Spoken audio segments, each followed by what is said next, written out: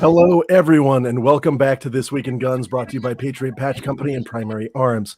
This show offers commentary on all of the latest firearms industry news, information, and buzz. I'm your host, Matthew LaRoussiere, and I'm here with my co-host, Sean Heron, and we're joined by special guest, Rob Pincus. Rob, how are you doing today?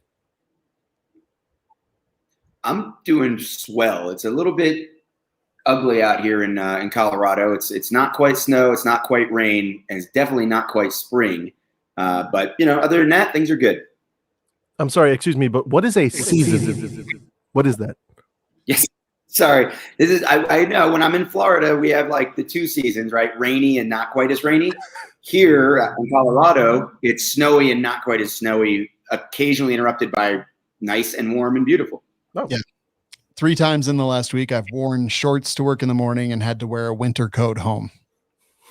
That's how it was in DC when I was there. It was awful. I mean, it was cool getting to own coats and like wearing different things, but I like just having one outfit all year. Right. I like having one uniform. Thank you. All right, cool. Cool having Well, awesome. Well, great to have you on here. We've got a few interesting topics to cover tonight, but first off, I want to talk about me and Sean's super secret special best friend. Okay. It's called Primary Arms. Oh, I was like, wait, are we talking about periods? The way you said that, I got so confused and concerned. What? I almost dropped out. Yeah. I was cruising around on Primary Arms, just checking to see what they had going on. And I noticed that they had this Century Arms semi-auto bullpup. Yeah. 12 gauge bullpup. Sorry, that's what I meant to say. 12 gauge bullpup. So I have a 12 gauge bullpup and I'm not a huge fan of it, but like I see people kind of going nuts about these, but there seems to be like a ton of them and a ton of different brands and stuff. Matt, you were going to talk about something real quick. Well, right. And I mean, there's two things that's going on here. Number one, look at the price, right? Mm-hmm. And if you have ever just been itching for not quite a Tavor, not quite a, Beretta inertial shotgun, and also not quite a anything else, these things are all over the place and they're cheap as chips. Most of them come from Turkey. And you might be wondering, how is it we're able to get so many of these in here, right? They're all over the place. And there's some of these are coming from China. They're coming from all over the place where we don't usually see guns come in. And that's because stuff we've talked about before of the sporting purposes clause in the Gun Control Act. They can pretty much import as many of these as they want, even though they're black and scary and tactical, because they are primarily adapted to suited for, readily adapted to sporting purposes because they're shotguns. So shotguns get that extra special treatment. That's why we are literally drowning in weird shotguns.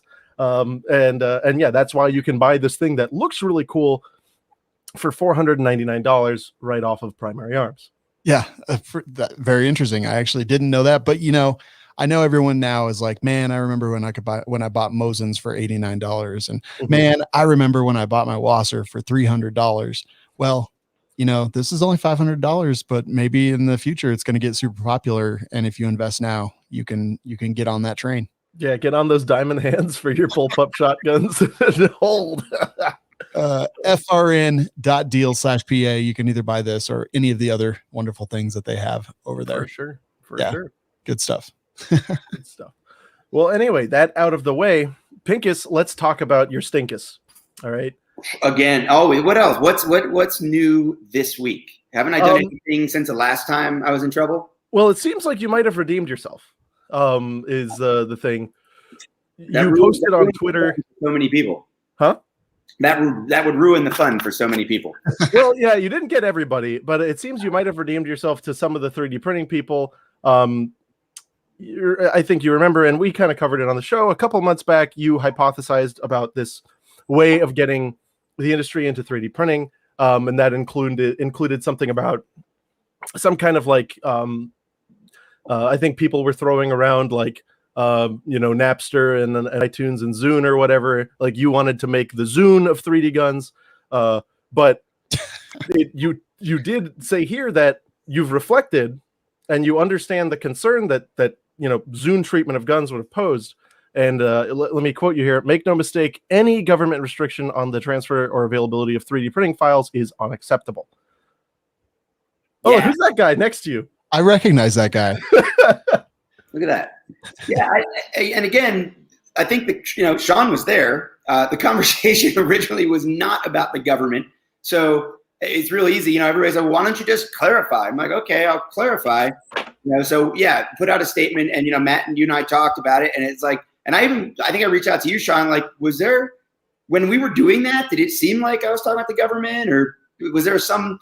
And it was like 6 weeks, right? And I actually had to go back and listen again, and I was like, yeah, definitely, talking out loud. We were having a good kind of free flowing conversation about what I think is incredibly important. I still think is incredibly important is getting the industry, right, the establishment, like, into backing gun making more so than they do. Because right now it's, Brown Hills has been doing it forever, but there's a big, and JSD Supply is kind of like the new guy on the block. Primary Arms Online, you guys were just looking at their website, all kinds of support for parts and things like that.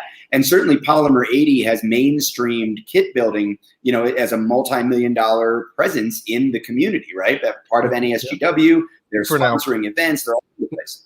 So what's the next step? How do we make it even more normal? And how do we get more support for the 3D printing stuff? And that's where this whole idea of how does a SIG or how does a Smith & Wesson get involved, right? And I think that the we, I, me, the royal we, the industry, and a lot of people forget I do have a manufacturer's license, even though I've never quite brought a gun to market. I've designed one, and it has serial numbers, and it's like a regular, traditionally made gun that we're still working on getting to market.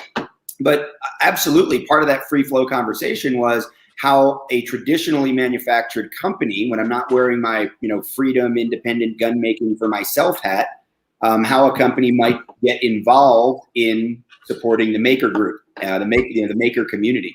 And again, that was all private sector. Really important to just kind of reiterate that again, not about the government getting involved, all about the private sector getting involved. And in follow-up conversations, I did learn a lot about why people are so crazy sensitive about it, right? It makes way more sense to me now why talking about watermarks gets people freaked out. But certainly I'm not the first one to do it. I think the earliest citation I saw was like Cody Wilson in 2012 or 13 talking about the same thing, that eventually, this may move towards like iTunes versus Napster kind of a thing, but that's not a government thing. And I think that's really important to distinguish between that conversation we were having and the idea of the government coming in. Right. Yeah. And I think the rational fear was that the moment this type of technology were to come to exist, the next step would be, what was that? FBI. I don't know. I'll be right back. Okay. Well, yeah. Naturally, the obvious response is that if you invite this type of technology into the world, the government may choose to invite itself and then make it a requirement. But I think it's good that Rob put that out there. I actually hadn't even seen that. I didn't realize. I feel like he said this previously. Yay. Hey. It wasn't the government. Okay, No. good. I had to sign the package. Who knew? Nice. It kind of was it the a gun? government because Did you get regulations. Maybe. I complied. All right. Yeah. Anyway, I hadn't seen the April 12th post. I totally missed it. But yeah, I was reading through the comments, and seems like I think you did a good job. I think you addressed the concerns that people had, and it's really rare in the gun industry to see people actually step out in front of stuff and be like, yo, this is what happened. So kudos to that. I do. Thanks. And look now, and I hope you know that on this program we ask the hard-hitting questions. All right. Okay. So I'm ready. I'm just going to ask you, did you or did you not throw a dude's firearm into a berm at a class? That's happened so many times. Oh, right. I don't know why, and I've commented on this so many times. So I don't really know. Sometimes people will say, I'm going to ask you a hard question, Rob. And then it's like, okay, but let's do this little one first. Cool. Maybe this is the warm up. That happened the first time that happened. Right. It was like before social media. It was amazing that it got traction on the chat forums. Right. So I can act this out. Right. So here, you got to. Yeah. Act it out. Let's see. We'll do this one. Okay. Check it out. clear, easy, right? I don't give a shit. Just do it. So here's a guy. Oh, can we do live? Can I touch guns? Just uncharge it. Yeah. So I'm doing pew, pew, pew. Guys on the brain, pew, pew. And then the guy does something completely ridiculous with the gun, right? So I'm like, hey, let me see your gun. Cool. Take his gun. And then like, oh, okay, cool. Look at that. Now it's unloaded. It was an unloaded gun. Mm-hmm. And literally, I think maybe the first time that this happened, it wasn't that I disassembled it. The very, very like original one that got everybody mad. But usually what I'll do is I'll do like, okay, see this? We're done with this. You're done with this. You can have this back in a minute. And what had happened was this was an L-shaped range. So we're all lined up like 10, 12 people against one of the side berms, shooting at a steel target like, I don't know, it was a far away, it was an advanced pistoling class, so 50, 80, 100 yards away, hitting the steel target. So I took his gun, and the berm that I tossed it onto was the one that was like right next to us, right? And what was funny about it was we all left to go back to the table, and like there was no harm, no foul, no big deal. Like you learned your lesson, cool, think about yourself, let's go reload. And the guy got back to the table, and he's like, hey, where's my gun?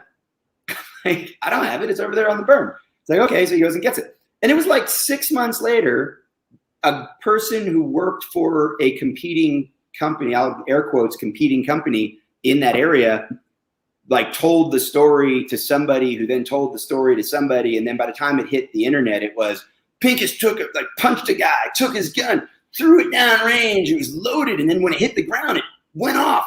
And then like one of the students almost got hit. You know, I don't know. It was crazy. Wait, Guys, wasn't that Jaeger? Wasn't that what? I thought that was a Jaeger class.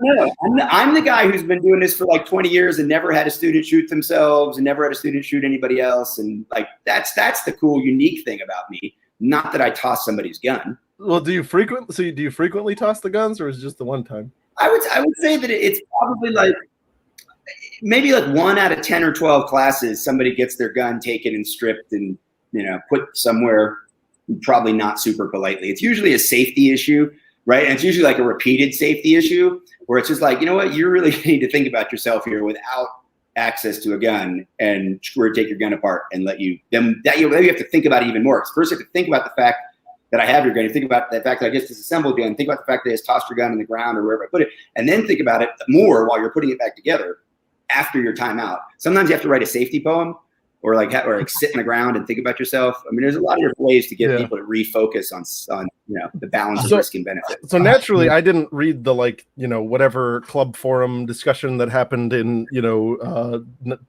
2001 or whatever. But right. What I did read that was very entertaining was somebody pointing out a safety concern.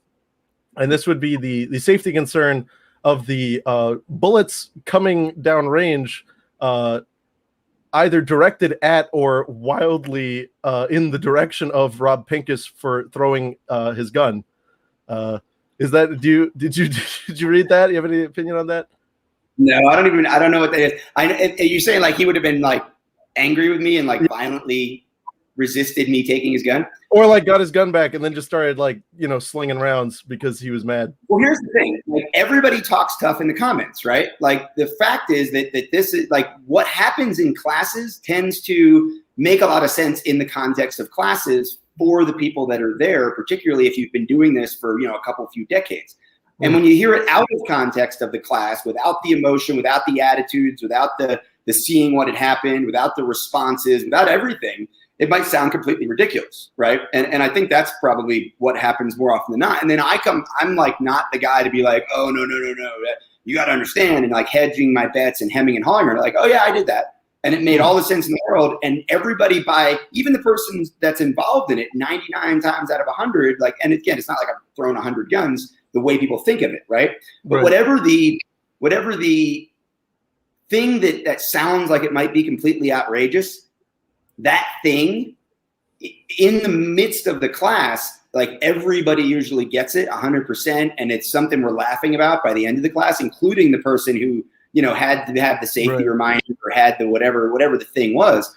And every once in a while it doesn't work out, right? Like every once in a while I roll those like psychology in the class dice wrong, and the person is like horribly offended by it. But at the same time, it's like, listen, you for all the tough instructors who are like, you have one safety violation in my class and I'm kicking you out, you can see the highway. It's like, at least they get to stay. Right? The most. Like, why would you kick out the person that needs your help the most? We had one guy tell one of our guys on our instructor group went out and told a guy to go look for fossils for like half an hour. And there were no fossils in the farm field adjacent to the range. Yeah, but what if he found one? Then you'd have felt pretty stupid, huh?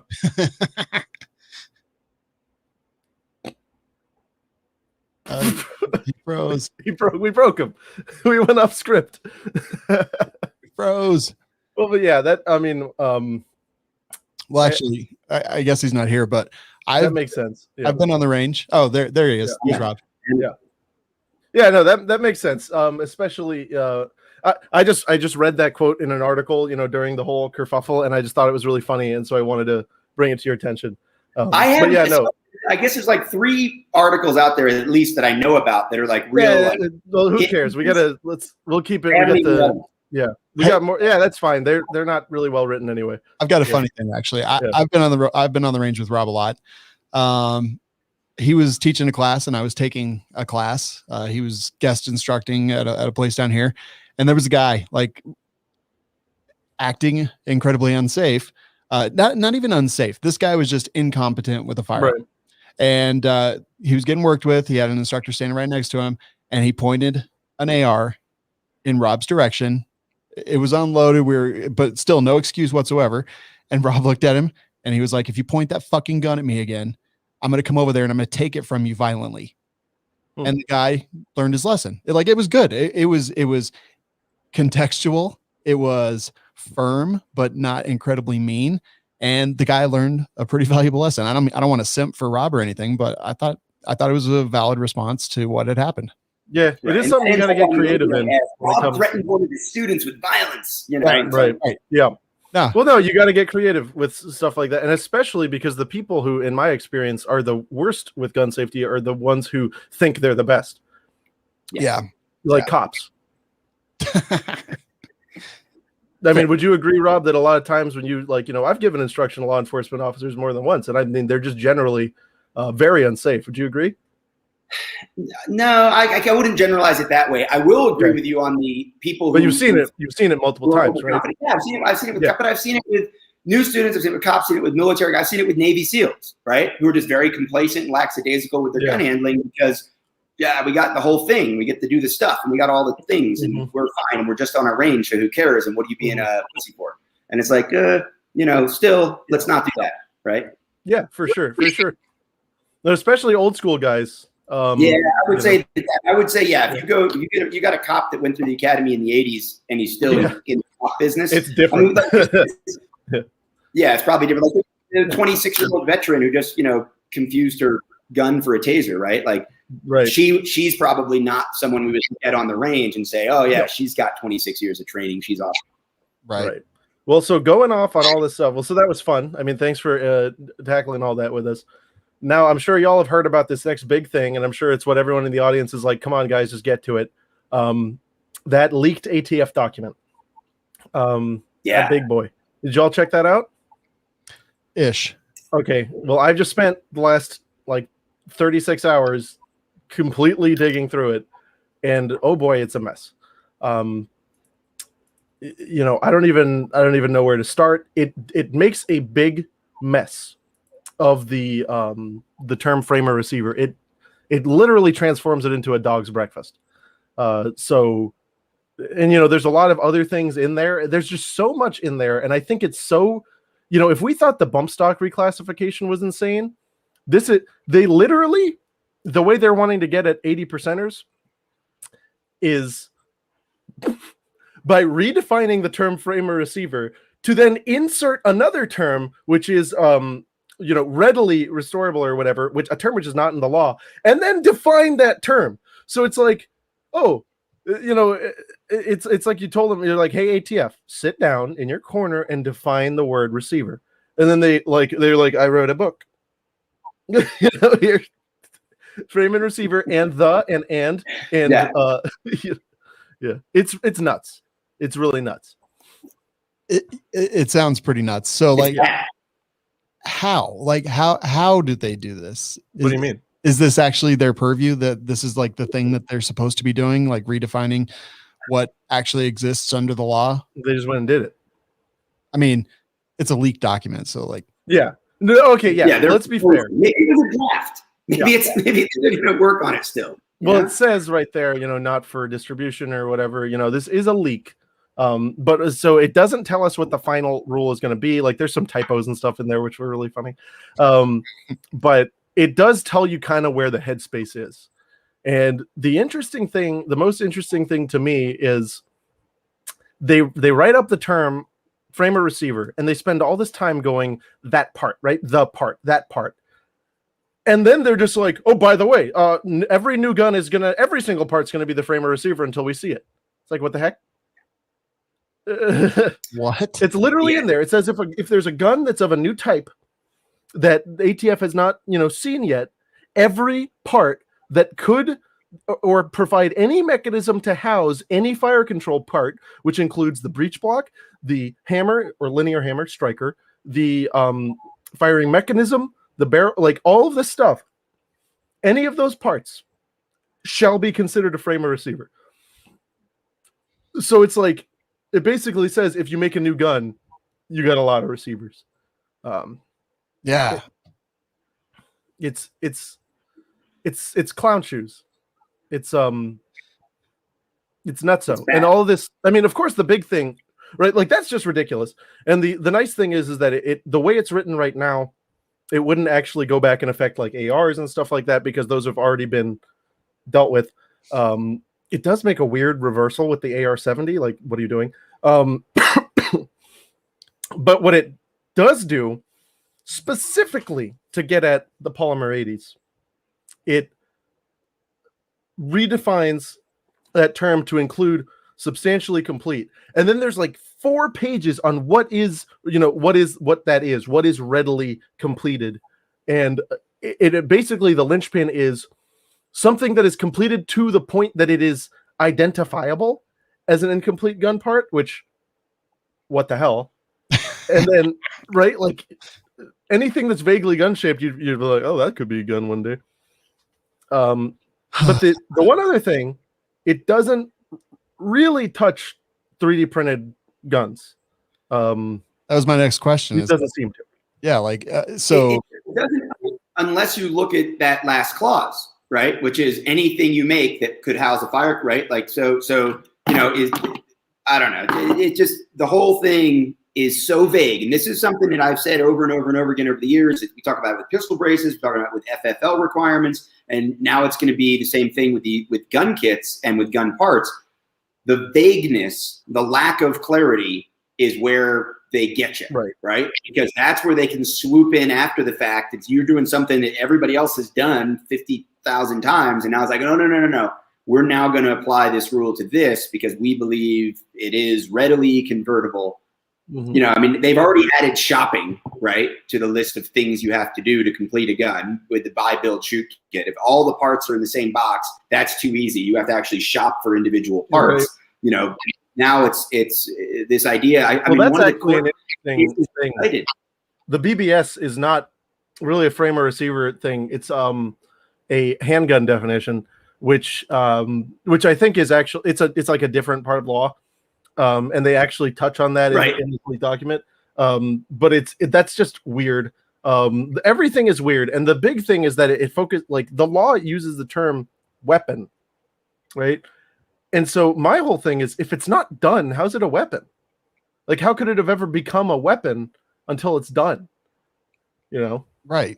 I guess you get hit. All the technology is bad, because it's like, we say, well, everything's a weapon if you hold it right. Like from a personal standpoint, my elbow is a weapon, right? But then you get into this terminology legally, right? That could be a weapon. But now you get into this terminology. It was the same thing during the impeachment trial, where it was like the armed mob. It's like, well, come on, man. It wasn't, people think like rifles, shotguns, pistols when you say the armed mob. But at the same time, I've been saying for decades, like, you don't need a gun to stop a bad guy. If you're on an airplane, you can be armed with a pen. So it really is when people start playing games with words, as opposed to the actual intent, as opposed to actual, like, look at it, is it this thing? If it's a duck, walks like a duck, quacks like a duck, it's a duck, kind of a common sense approach. You start playing games, and this is a lot of this is legalese. Ultimately, this is going to be tested in court. what is a receiver? What is a handgun? What is a firearm? What is a weapon? You have to kind of know it when you see it. Well, and that's what they're kind of saying. Go on, Sean. I was just going to say, I would never expect the government to take the pro-life side of this, right? Because we're out here like, no, life begins for this gun in the second trimester. No, life for this gun begins at the moment of conception. It's true. That's what's happened. It really is. Like, oh my God, that's brutal. I'm going to use that.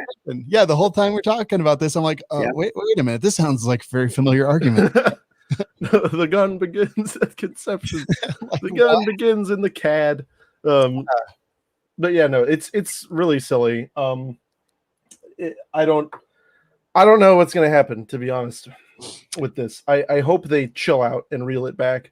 I do see some avenues for challenge in here, especially in the way they import all these terms that are not in the law.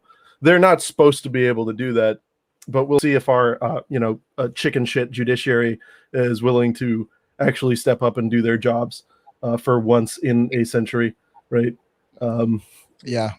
Wow. What a time to be alive. Right?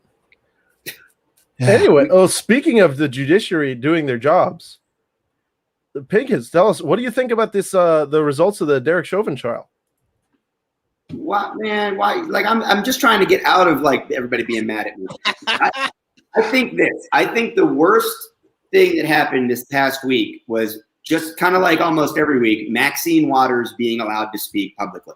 You know, and I do not buy into the idea that, she swayed the jury. All right. I have to believe in the sanctity of like juries and their ability to do their job. So I can't go that far, but she did make it ridiculously easy for anybody that doesn't like the verdict to now like blame her, and somehow like she has that kind of power. I can't figure out why you want to give Maxine Waters that much power and influence over planet Earth, let alone a jury that's sworn to do their duty inside of the judicial system. But that's the most annoying part. I was in law enforcement, right? So I get the idea that there are people that abuse the power. There are people that kind of skirt that line of selective enforcement in a way that is unfair to a group of people as opposed to a specific person who did something wrong. And that kind of stuff has to end. I think Chauvin's one of those guys. I don't know the legality issue of I wasn't on the jury. I didn't sit here and watch every minute of the trial, but I have to have faith in the legal system, right? Otherwise, what's the point? And I have to apply my principles consistently. So if I'm going to say, hey, let the trial play out, and the trial plays out, and I don't see anything, I personally do not see any gross reason why that trial was not valid. So I got to go with it, and I think it's disingenuous to me. The thing that bothers me the most in our community is I'm seeing a whole lot of people who said there's no way that Trump or Giuliani or Trump Jr. or anybody else could possibly have influenced anyone's behavior when it came to destroying the Capitol. But obviously Maxine Waters holding a press conference made that jury vote guilty. Right. It's just disingenuous, and people need to figure the principles out. Yep. Sean? I'm reasonably indifferent. Like, honestly, I don't live in Minnesota. I didn't know George Floyd. Like, clearly there's a lot of media out there, but I try to keep my nose out of shit that isn't really mine to pay attention to. It doesn't smell great, does it? Like, no, it really doesn't. Like, I saw the video of him kneeling on the neck. I was like, wow, that seems a little bit messed up. I read a bunch of other stuff online. I was like, wow, some of that seems messed up. Wow. George Floyd seems kind of like a douche. But then at the same time, like, I really don't think under any circumstances that George Floyd deserved to die that day. Yeah. Well, I think it's really awesome for you to, I think it actually takes courage to say on something like this that, you don't really have much of an opinion. And I'm glad that you're doing that. And then like the jury went in, the jury did their thing. I wasn't there. I didn't see what they saw. I can't reasonably say that in their situation with the same information that I wouldn't do the same thing. Like, right. The jury did their thing. I don't armchair quarterback every other damn judicial case that goes or criminal case that's like goes through our court systems. Right. So like, I don't know if the jury thought that's what it should be, then maybe that's what it should be. If they were influenced, if they were unduly influenced, well, God, sometimes life sucks. Yeah. And and that's what appeals are for. If there's, Chauvin's going to go to jail. And yeah, like, and then he'll go through the court system again. And like, yeah, maybe sometimes innocent people go to jail. Is he innocent? Doesn't seem like it. But then again, I don't know. It's none of my business. I don't live there. I'm not in the community. I wasn't on the jury. I wasn't in the courtroom. Like, I don't know. So I looked at all the different charges, and the thing that was the most interesting to me, like I do think that his conduct met the murder 2 definition in the state. Absolutely. I think it did. But the weird thing is that one of the lesser offenses was somewhat contradictory. And so I thought it was odd that they would charge on all, they would find on all 3 when one of them appeared to have a contradictory element. So that was interesting to me. And a lot of people are like thinking, oh, it's ridiculous that, they hit him on all 3. Well, you got to know how these things work. Like, Sean and I were talking about it. So sometimes they do or instructions. Other times they do and.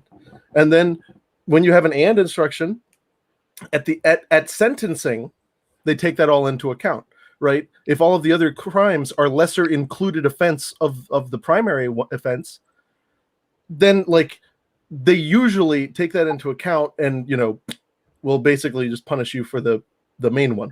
Right. Or, if you, under some circumstances, they'll be like, we're gonna, given all this stuff, we're gonna push it over to this side of the guidelines. So that's a lot of interesting stuff that's going on. I'm not gonna say too much about it. I just covered it because I feel like our audience expects it. I will generally say you're not supposed to do that. You're not supposed to kneel on people's neck. Is not nice. And if you do it, you probably bad things going to happen. So that's like,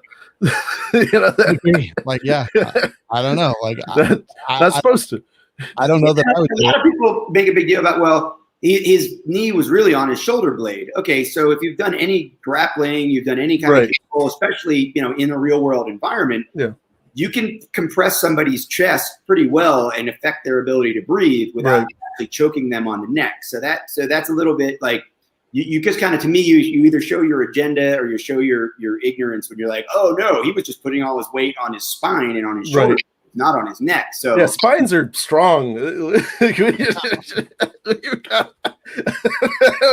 I never give a damn when someone steps on my spine. It's just whatever. Sometimes I pay people to do it. I was just gonna say, people pay people to do that. Yeah, no, but you're right, Rob. And also on top of that, when you're a defendant and like in these types of cases, and it's all about the state of mind, right? It doesn't matter if the person had all these other medical conditions or whatever.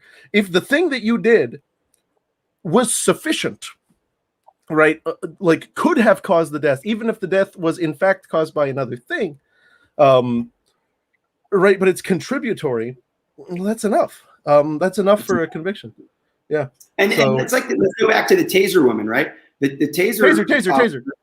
People are like, well, the guy was wanted for this and he was escaping and he was all those things. And it's like, so, I mean, even if you want to go to that extreme, like you can't just shoot people and hope that you can later figure out a reason why. Like they do it all the time. Yeah, well, she clearly intended to tase the guy. She clearly intended to stop his escape. She wasn't trying to protect herself or anybody else. And so then using that as a template, you got to say, what was Chauvin doing? Right? Yeah. Was he asserting his dominance, as the guy got the badge and I got the flashy red and blue lights and you people here aren't going to tell me what to do. And this guy's a shitbag. So I'm just going to stay here on him. I'm going to get a little bit of punishment right here in the street. Anybody who's been in law enforcement knows that stuff sometimes happens and it shouldn't. And that's what that looked like to me. Yeah. Yeah. Right. It did, to me, it looked like a rough ride where they throw back the paddy wagon and hit every bump at 70 on the way there. It looked like that. He just did it in the middle of the street in front of everybody. Yeah. And that's a little dumb. And if you're really dumb, you probably shouldn't get away with stuff. Yeah. And he didn't. And well, we don't know what's going to happen on appeal. True. Because this thing is politically motivated both ways. I mean, did you see the Liberty Hangout guy? He was shitting his pants. He was having a total conniption fit over this, like saying he was going to leave the country and all this crap. And it's like, brother, go to some other country that's less. I'm going to go to the country. I'm going to Venezuela. I'm going to Venezuela so I don't have to ever worry about if a cop shoots me. I just don't even got to think about it over there. I don't know, man. Oh, man. No, it's silly. It's just silly. And the best part about this is no matter what happens, people are going to act ridiculously. Like, and then, and people on the other side were like, this is the end of racism. It's like, we didn't really do anything. You kidding me? Like, we held a cop to account one time. Congratulations. Like what? I don't think that means much. No. You saw all these blue check marks, like saying that this is like the sunset of racism. I hope that it happens, but I don't think this is the the opening act to that. To that You're story. Not gonna end, right? I mean, like this. Like I'm wearing one of Maj's shirts, right? Like, I didn't think we were going to talk about this, but the you're not going to end racism, right? It's kind of like this, right? It's like you got to like push it back. You got to make sure it's not being accepted. You got to hold people accountable for it, like ignorance, racism, bigotry, like all these things. We should just be like, hey, be a better human. You know? Yeah. Like you should be embarrassed to be a racist. You should be embarrassed to be an idiot. You should be embarrassed to be inconsistent on your application, your principles.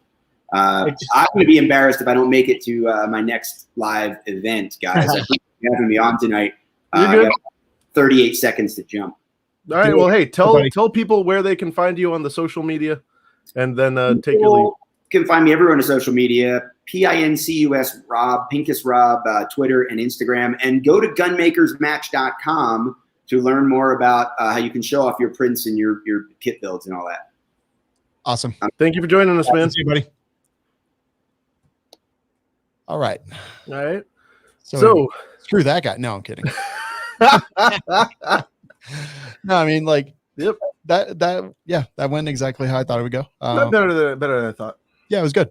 Yeah, better than I thought. It was good. And it's interesting to hear like different viewpoints. The thing about all of the Chauvin trial is that I just see people just like losing their damn minds, both sides, calling people out, insulting each, like, oh my God, shut up. Right. Like that. Just shut up, man. So sick of it. Like, oh my God, what are you outraged about today? Like, there's no saving them up. Yeah. You can't save them. Yeah. When your product, when the only valuable thing that you bring to the table is outrage. And I'm talking about like the influencer culture as a whole. Right. Like, what are you doing, man? Like, find something else. Like, go make something. Can talk. Anyone can talk. Yeah. Anyone can say things. Anyone can listen and figure out what's going to get the biggest response. You know what they all are? They're all hypocrites because they want to talk about how media is the enemy and the 24-hour news cycle ruined everything. And then they go on and they perpetuate and they promote the 24-hour news cycle. They feed it because guess what? They figured out they were saying all that until they learned to use it for their benefit. Yeah. Like, and then now this is so cool. Today on social media, I've just been like, unfollow, like, eat a dick. I'm so sick of it. No, man. And you know what I was going to say? These people, and I've been in the intellectual sphere for a long time. And you know what? It got to the point where I was just like, you know what? I just got to go weld something. I just got to go do something, that's for real, because there's all these people and they're the most depressed and just unpleasant, awful animals that you'll ever meet. And I think it's because they've never made something. All they can do is create a reaction. And that's why I'm just like, I want to do like some kind of, public awareness campaign where everybody's just got to come in and there's a bunch of like TIG welders and like lathes. And it's like, you can't leave until you make something cool. I honestly create something instead of trying to destroy everything. Right. I think it'll change your life. If you're out there listening, sit down, make something, fix something, do it. Just do something and you'll feel like a real person. Like just Google how to make a camera obscura. Like you can do that with just stuff you have sitting around your house, but the result is something cool. And you'll be like, man, that was actually pretty awesome. And then make something else, print a 3D gun. Like do something, like put something positive into the universe, make something that people would ask for on purpose. Yeah. Right. Yeah. Nobody would sit there and go, you know what? I would really like it if my favorite blue check mark made me really mad today. Like, people don't go and say that on purpose. Like, go out and make something and somebody be like, I want that. Yeah. Yeah. It would make their lives better. Like today, I literally, I had enough. I got sick of it. So I went in the other room and I worked on my photography skills. And then when I was done with that, I came back into my office and I wasted some time taking dumb pictures, but I was trying to improve a skill that I have, or a skill that I'm working on. I shouldn't say I have it. And then I came back in and I worked on my editing skill to improve a thing that I've been working on, something I care about, something that I think is fun, just because I just had enough, man. Like it's the hate on the internet the last couple days. Yeah. It gets to me. And I'm like, I just don't understand. Like if we don't figure out a way to like just stop being the enemy of everything that we hold dear, we are our own worst enemy. No, we're screwed. If we don't figure out a way, like, yeah, I mean, it just like the bad guys win. I don't even know. You know what I've been doing? What's that? I write a lot, and that's one of the things that I do. So I decided, I was like, I'm going to treat myself. I got me one of these bad boys.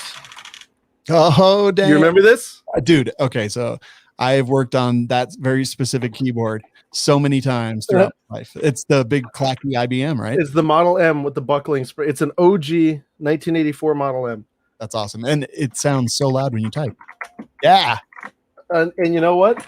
I sat down and I started writing, and I started working on the stuff I had to work on, and I felt good. And then I sat down and I started working on my own gun design.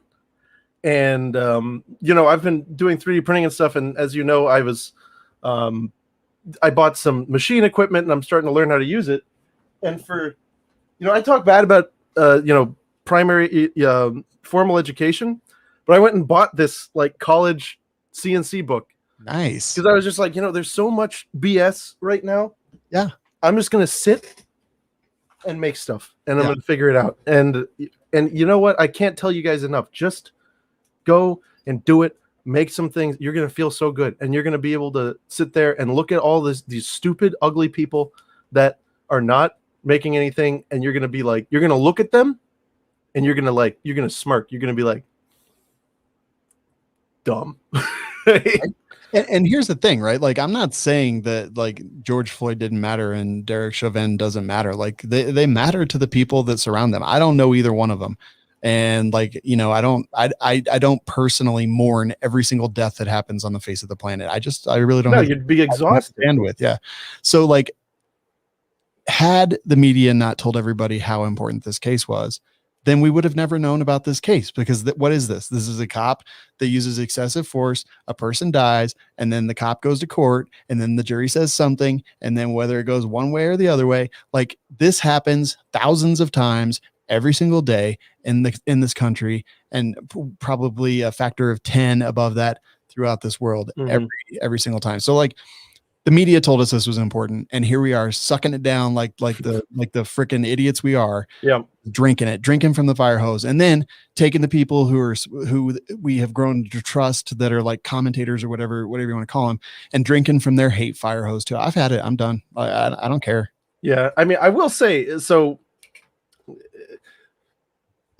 I think we should care about it because, as the government cranks up their desire to enforce gun laws and make up, as that last leak showed us, make up and invent gun laws, like we talked about last show, law enforcement is the tip of the spear. So, I think it should grant us some solace that, that they might be held accountable if they do something wrong. But on the other hand, like you said, the whole circus, is a bit much. But that said, there probably wouldn't be a circus if it were common for us to hold these people accountable. And it's not just, police, it's all agents of the state, I think, should be held accountable. I think that if, personally, I think that if somebody, anyone who signs on a law that would, prevent or require licensure of carrying a firearm or something like that, and someone who's otherwise a gun owner, right, gets hit, I think they should be civilly liable. Everyone who voted for it.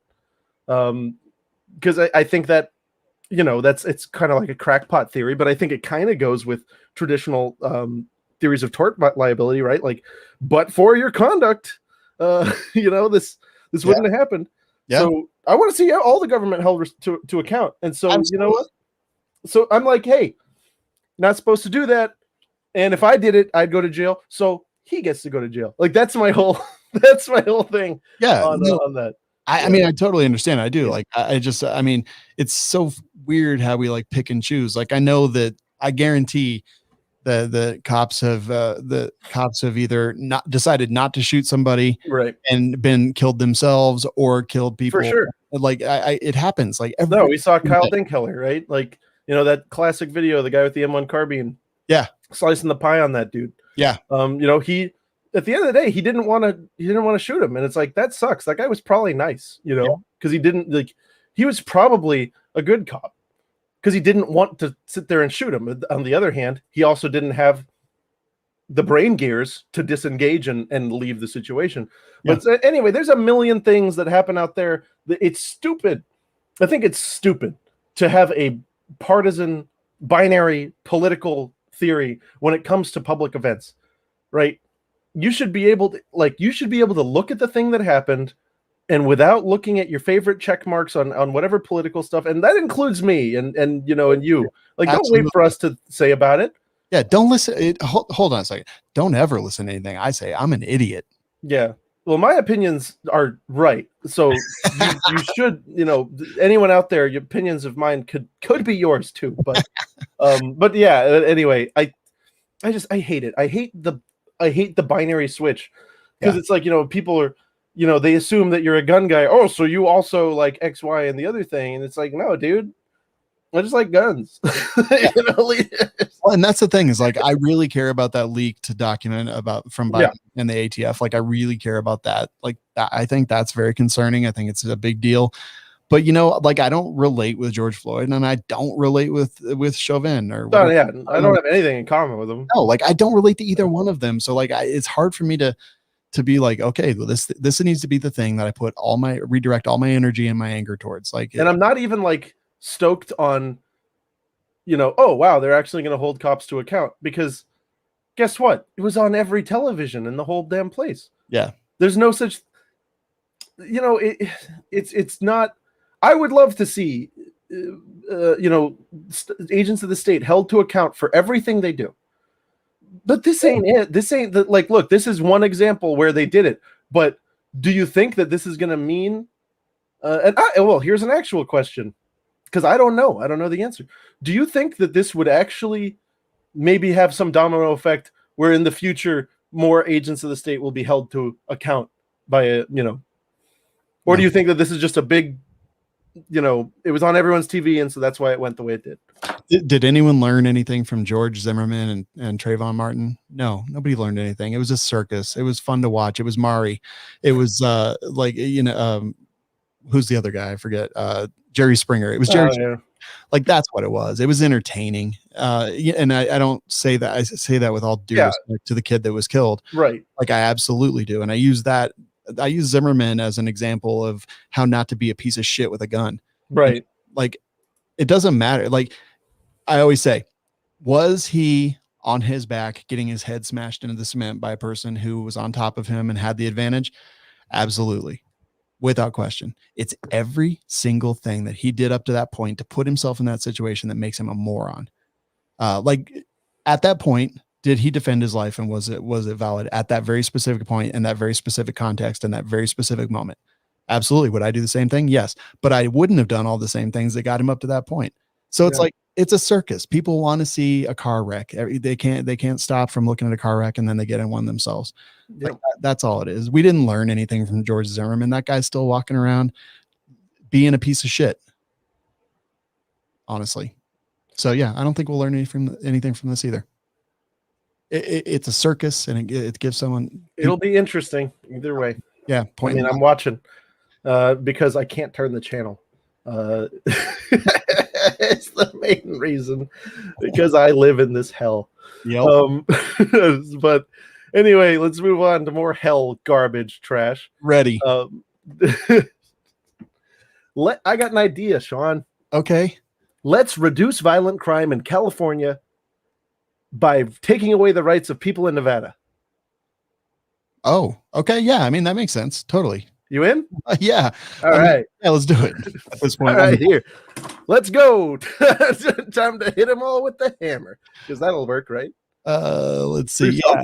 You know, California steals all of Colorado's water. I guess they buy it, but I say they steal it. They're just screwing us all over. God, that's another thing that I won't be able to understand is riparian rights. We've got too much of the stuff. Yes. Yeah, that's water. Yeah. I'm sorry for the not you. I'm sorry for using that stupid word. I try not to talk like a lawyer, but sometimes the conditioning breaks through. So this Nevada AB 2286 would require 80% firearms be serialized and subject to background checks. And this is discussed in a article on I don't care who these people are.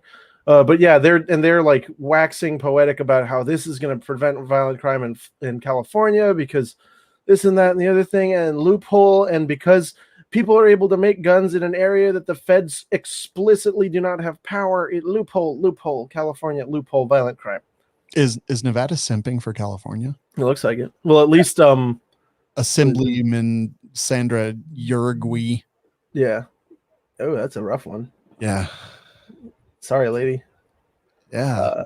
But yeah, I don't know if they've got the. You know what one of my favorite things to do is upset people is? What's that? Nevada. Nevada? They hate that.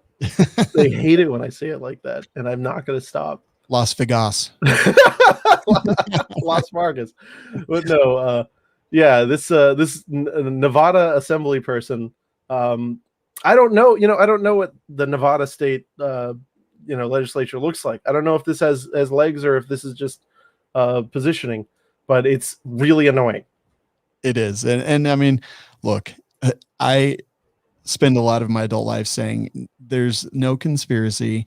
Like there's no one that has like the ability to like to do something so incredibly complex. And then I constantly every single day see clear evidence. This keeps happening. Conspiracies. No, like, this is like some group somewhere is feeding all these progressive politicians this their talking points, and they're like, this is what we need to do. And if you do this here in Nevada, where Polymer 80 happens to be headquartered and their whole manufacturing operation is, well, that'll be good. And then just say it's for California, because California, they're right there. It's pretty close. Yeah. I mean, who cares about what is it? Oh yeah, what borders don't have any meaning. Right. Like, what are the limits of state power? I don't know. I'm just trying to save lives, dude. Yeah. It's just ignorant. And yeah, absolutely. The gun control groups, they're just feeding these vapid, stupid politicians. I love that word. Yeah. It's the perfect use of that word. Yeah. No, it's good. That's a choice word. Yes. Yeah. Well, anyway, so yeah, that's stupid. Next up, Texas. Or is there a way to pronounce Texas wrong that'll upset them? Texas. Well, the Texas House, they passed a permitless carry bill, but so now it's up in the Senate.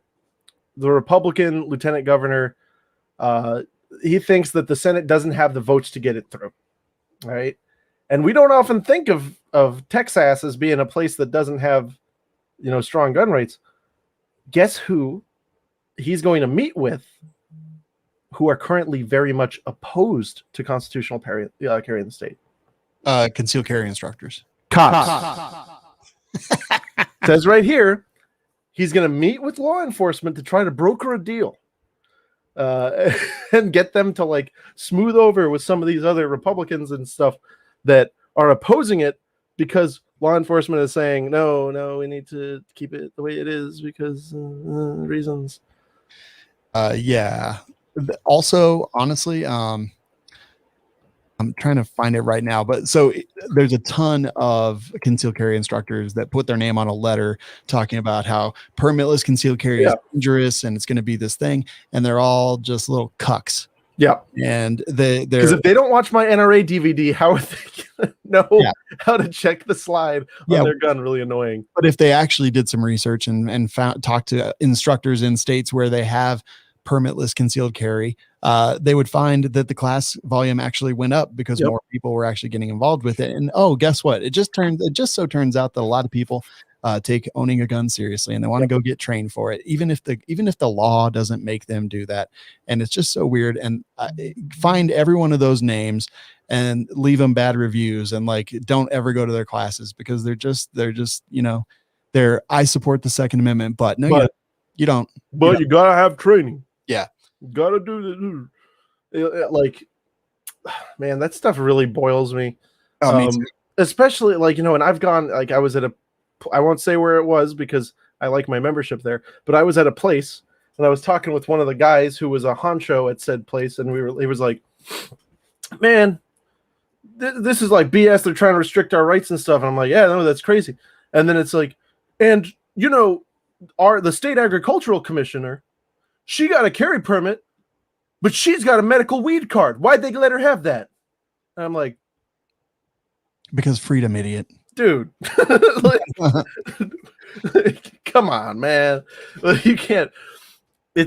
We got to be principled, everybody. We got to stick to our principles. Like, look, even, and if that means people you don't like also get guns, well, it'll mean the cook-off will be a little more interesting, right? Like, that's all it'll mean.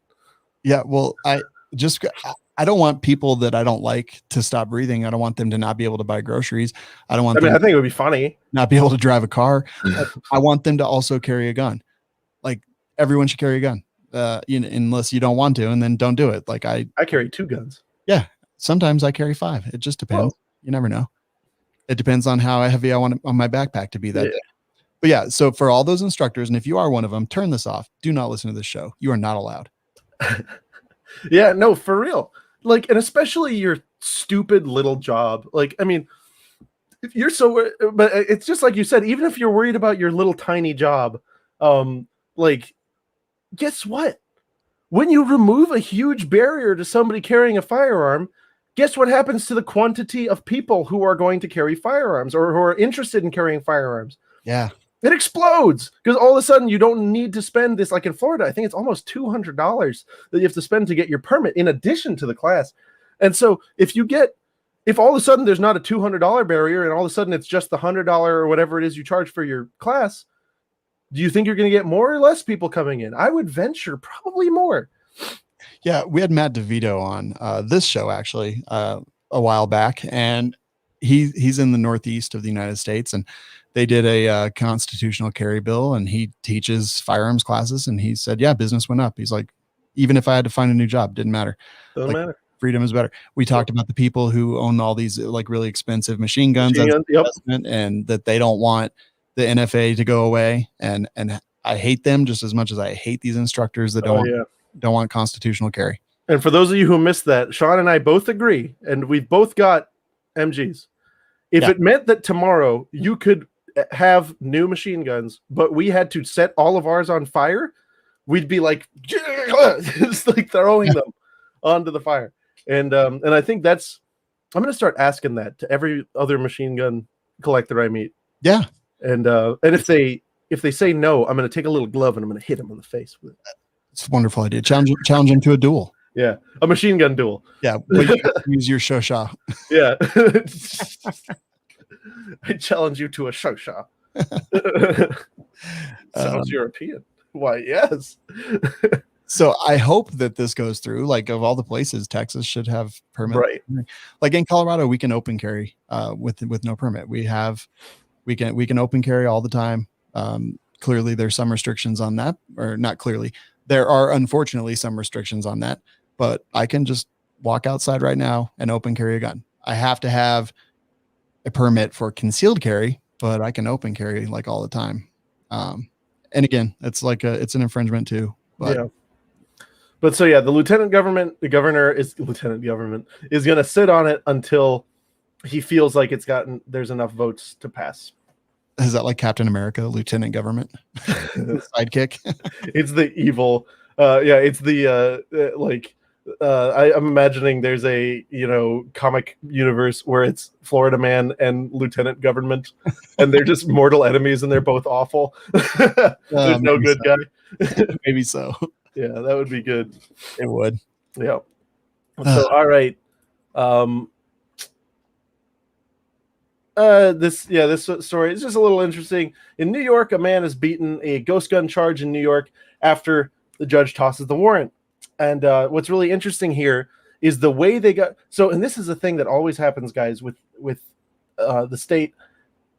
When they want to come get you, they make some crap up. And so they were looking on his wish, and what's he buying from China? And he bought, something that was advertised as a car shifter, right?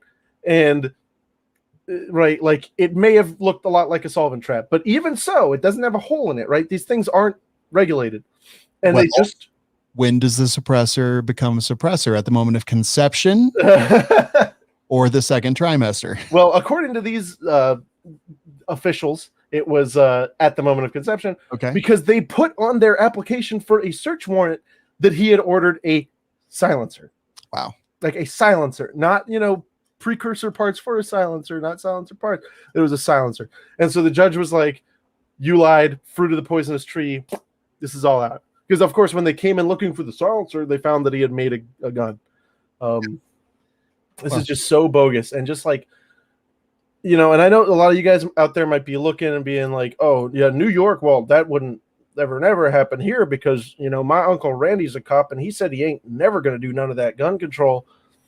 Just remember, right? It doesn't really matter what your local guys think. If, some special case agent or whatever wants to play some games, they can just lie. And then they're in your house and whatever they find is fair. Well, whatever they find they think is fair game. And if you got a good judge though, maybe you'll wind up okay. But just remember, crap like this happens every single day all across the country. We saw it there's been so many such cases. Sad. Definitely. Yeah. This is a happy ending. They lied and boom, gets thrown out. Yeah, unfortunately, guy still had to deal with getting all of his stuff tossed and probably lost his property, probably got hurt a little bit. But hey, I'm glad that he's not gonna get locked up. Yeah. And now I guess I wasn't clear, like, was the stuff that he had that they found illegal? I think in New York has like a probably illegal in New York. Yeah, that's fair. Yeah. Everything's illegal there. Everything's illegal. Like extra large Cokes are illegal there. Yeah, you can't have that. Thank you, Rudy. Yeah. We love you. We're so not fat anymore now that we have to buy 2 Cokes. Right. Who needs a salt soda? Last up, let's say something. Looks like we got some good cops out there. The North Carolina Sheriff's Association is backing an end to the state's pistol permit system. All right. And a lot of you guys might not know this, but North Carolina is one of many states with a Jim Crow era pistol permit system, where basically it would be, if you want to buy a pistol, you got to get a permit from your local sheriff. And, like it's like things like, is not known to be a person of like low moral character or something like that. Mm-hmm. And I don't have to say it. You guys know what what was put there for. Like y'all know what they did that for back in the day. Right. Yeah. Absolutely. Yes. Yeah. And so every time I talk about this stuff on the YouTube channel, I get thumbs downs, which is funny. Whatever. Really? Yeah, no, people don't like it. Whenever I use the R word, they get all bent out of shape. Huh. Yeah. So yeah, the law is racist. Thumbs down the thing if you want. But wait a minute. Like it actually is. Like it really is like on its face. Yeah, there's definable fact. Yeah. It's like the little cringe saying every law is racist. Well, whatever. I mean, gun laws are like they didn't want black people to have guns. That's straight up. They'd be like, "Oh, don't you listen to that music and play that instrument?" Yeah, that's low moral character. I don't think that we're comfortable with you having. That's what that was put there for. But now, finally, unfortunately, not for good reasons. Like the association isn't straight up admitting that what they've been doing for so long is wrong. They're saying, "Oh, the next check is fine. This is fine." Yeah. So. No, this is good though. Yeah. Scrap its pistol permit system. Bye. Yeah, it's ridiculous. I couldn't believe it. I was blown away when I went because I did a talk in North Carolina one time, and I brought all my, and it was actually at a range. I gave a talk in the range, and then I let everybody shoot a machine gun. Which, by the way, at that range they give me such hell. That was one of those ranges where like, "Where's your tax stamp?" And I was like, "Where's your tax stamp?" Like, oh, I'm sorry. Do you work for the ATF? And get the hell out of my Okay, face. I'm not required to show it to you. Yeah. I have it. Well, where is it? I have it available to the secretary for inspection upon request. Exactly. Yeah. They finally made me. I was just like, "Here, it's on my phone," and they were like, "Do you have an actual copy?" I was like, "No." Get back, and they like let me back. I was angry. I get really bent out of shape about that. But yeah, I would too. Do you have your stamp, or you just keep digital? Digital. Yeah, obviously, because guess what? It's the current year.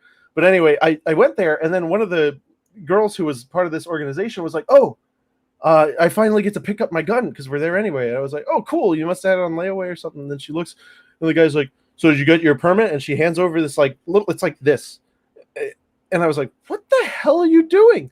She's like, "Oh, we have a purchase permit thing." I'm like, "This is North Carolina. What?" I just that's so weird. One guns, please. Yeah. Excuse me, Sheriff Douglas. He said I could have one gun, please.